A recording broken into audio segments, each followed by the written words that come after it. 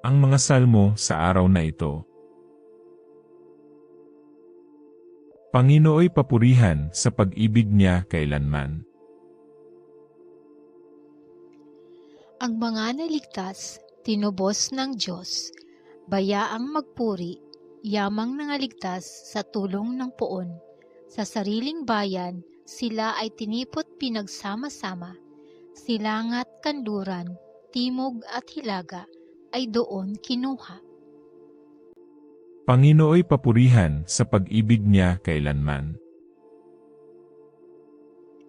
Mayroong naglumagak sa ilang nadako at doon nananahan, sapagkat sa lungsod ay wala ng lugar silang matirahan. Wala nang makain kaya't nangagutom, nauhaw na lubha, ang katawan nila ay naging lupaypay, labis na nanghina.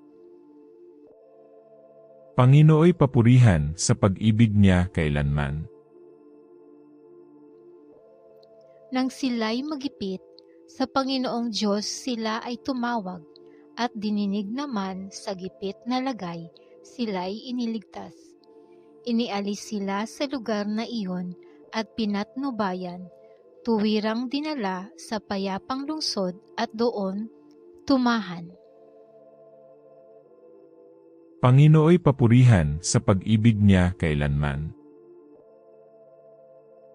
Kaya dapat namang sa Panginoong Diyos ay magpasalamat dahil sa pag-ibig at kahangahangan niyang pagliligtas. Yaong nauuhaw ay pinaiinom upang masiyahan. Ang nangagugutom ay pawang binubusog sa mabuting bagay. Panginooy papurihan sa pag-ibig niya kailanman.